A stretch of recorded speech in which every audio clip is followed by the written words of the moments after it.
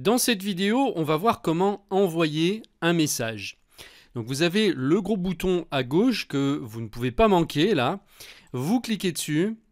En bas à droite, votre nouveau message s'ouvre.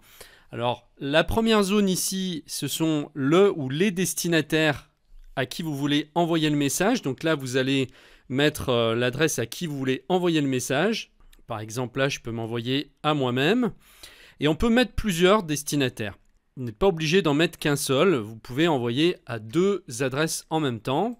Voilà, là, je vais m'envoyer à deux. Vous pouvez en rajouter une troisième, etc. Si vous voulez enlever un destinataire, vous cliquez sur la croix et ça l'enlève automatiquement. Ici, vous avez deux liens, CC et CCI. Alors CC, ça veut dire copie carbone, c'est-à-dire que là, vous allez pouvoir mettre des personnes en copie de votre message. Si par exemple, vous voulez juste informer la personne que vous avez envoyé un message à telle personne, voilà, pour qu'il soit au courant, eh bien vous allez le mettre ici. Donc là, vous mettez les personnes de qui vous n'attendez pas forcément de réponse. Contrairement à là, où là vraiment vous mettez plusieurs expéditeurs. Là, c'est vraiment pour informer la personne que le message a été envoyé à telle autre personne.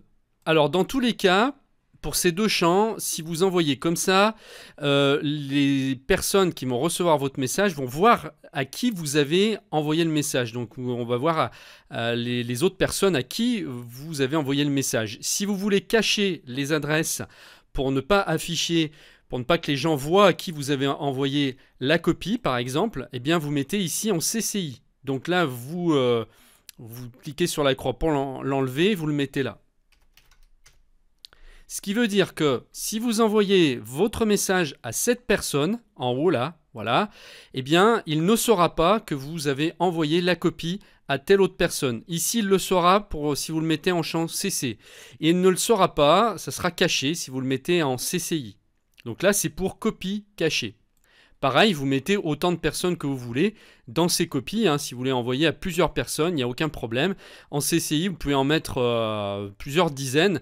Ça sera caché. Les gens ne verront pas l'adresse des autres personnes.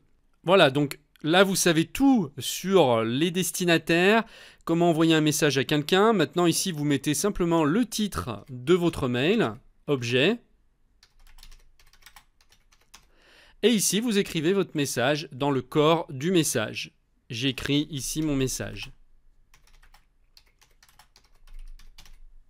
Alors, ce qui est intéressant avec Gmail, c'est dès que vous créez votre message, que vous commencez à l'écrire, il est automatiquement sauvegardé dans les brouillons. C'est-à-dire que même si maintenant je le fermais, là, si voilà, je le ferme, que je veux revenir plus tard, eh bien, il est enregistré automatiquement dans mes brouillons qui se trouvent ici à gauche. Et donc, à tout moment, je peux revenir dessus. Je peux recliquer dessus pour l'ouvrir et retravailler mon message avant de l'envoyer.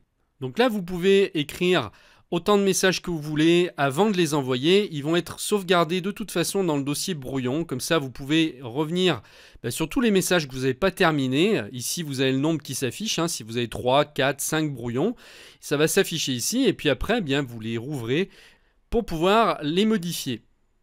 Et puis, une fois que vous avez vraiment terminé ensuite votre message, il ne vous reste plus qu'à cliquer sur le bouton « Envoyer » pour l'envoyer.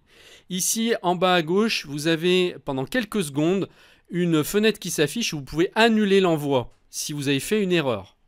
Alors ça ne dure pas longtemps, c'est-à-dire qu'il faut que vous soyez réactif. Si vous voulez que vous avez fait une bêtise, ça va s'afficher pendant, je sais pas, une dizaine, une quinzaine de secondes. Donc il faut le faire tant que c'est possible. Sinon après, quand je fais envoyer, là si je ne vais pas assez vite, eh bien la fenêtre va partir et je ne pourrai plus annuler mon message. Donc là, je peux afficher le message aussi, voilà. Si je veux voir ce que je viens d'envoyer, donc là, cette fois, il est parti, maintenant, c'est fait. Donc là, vous pouvez retrouver votre message envoyé dans l'onglet « Message envoyé ». Il est ici, le voilà. Donc tout l'historique de vos messages envoyés, vous allez pouvoir le retrouver ici. À tout moment, comme ça, vous pourrez retrouver tout ce que vous avez envoyé aux gens. Voilà pour cette vidéo, vous savez tout pour écrire et envoyer un message. Pour accéder à la formation complète sur Gmail, cliquez sur le lien qui se trouve juste en dessous de la vidéo.